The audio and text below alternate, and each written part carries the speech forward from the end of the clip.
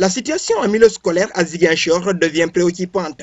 Plus de 150 heures de cours ont déjà été perdues, principalement à cause des mouvements syndicaux, sans compter les grèves organisées par les élèves eux-mêmes. Or, l'année scolaire devrait normalement compter 900 heures. Cette crise profonde est une véritable désolation pour les éducateurs qui voient l'avenir des élèves compromis. Il faut d'abord se désoler et condamner ces perturbations cycliques au niveau surtout de Ziguinchor, dans la circonscription, mais aussi de l'académie de Ziguinchor. Il faut le dire qu'il y a d'abord les élèves qui sont en grève par rapport à la situation qui prévaut dans la zone de CM Sud, Grand Dakar. Ensuite, il y a eu la grève des enseignants, n'est-ce pas? Après, il y a eu cette grève aussi des étudiants. Tous ces trois grèves impactent négativement sur le quantum horaire et sur la qualité des enseignements apprentissages.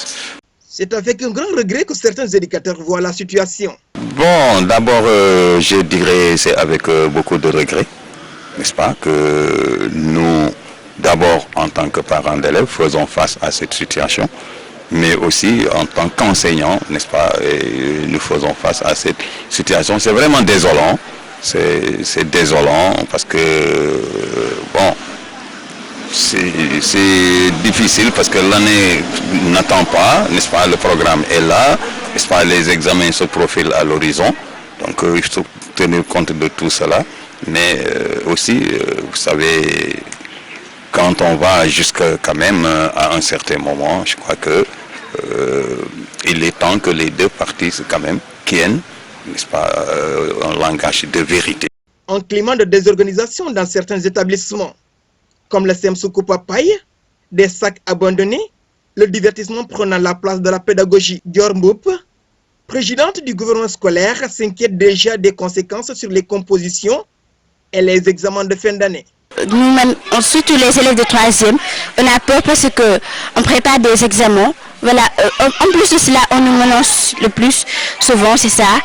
On rate des cours, ça fait maintenant plus d'une semaine qu'on n'a pas fait cours, parce que si on vient, on nous déloge et ils viennent avec une violence qu'on ne peut même pas composer depuis le 2 février, mais on nous empêche de composer. Monsieur Mané souligne que le refus des compositions est en partie la responsabilité des élèves eux-mêmes. Bon, la perturbation des compositions, pour la plupart, dépend des élèves.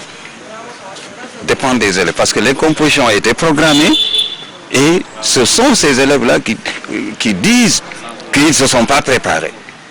Donc là, ce n'est pas la faute du personnel enseignant, mais c'est la faute des élèves. Les parents d'élèves, quant à eux, relativisent la situation, mais estiment qu'une meilleure supervision des enfants serait nécessaire. Bon, en tant que parent d'élève, c'est un peu difficile de voir son fils aller à l'école et revenir sans apprendre. Mais quand même, il faudra relativiser par rapport à cette situation. Mais je crois que l'encadrement, l'élève peut, c'est pas seulement à l'école que l'élève apprend. La responsabilité qui nous incombe, c'est de bien faire pour que nos enfants puissent se mettre à jour par rapport aux leçons qu'ils ont déjà apprises à l'école. Vu que les profs ne viennent pas faire cours régulièrement, les enfants auront la possibilité de pouvoir se rattraper. Donc il est impératif pour tout parent de vouloir bien superviser son enfant. Les ponctions de salaire infligées aux enseignants grévistes ont suscité de vifs débats. Moussa Ndaw, qui cumule une double casquette, a fait le point sur les mesures, révélant l'ampleur des tensions entre autorités et corps enseignants. Parce que bon, je vois des enseignants qui n'ont jamais été en grève, qui ont vu leur salaire être coupé. D'autres qui sont en congé de maternité, qui ont vu leur salaire coupé. Donc quelque part, comment ces coupures se font? C'est ça la principale question. Maintenant, si c'était une manière pour l'État de dissuader les gars de continuer la grève, je crois que la méthode là, elle est caduque. Je crois que l'État doit revoir les choses et couper les gens selon le nombre de jours qu'ils n'ont pas enseigné. Parce que les enseignants ne demandent pas à être payés sans enseigner.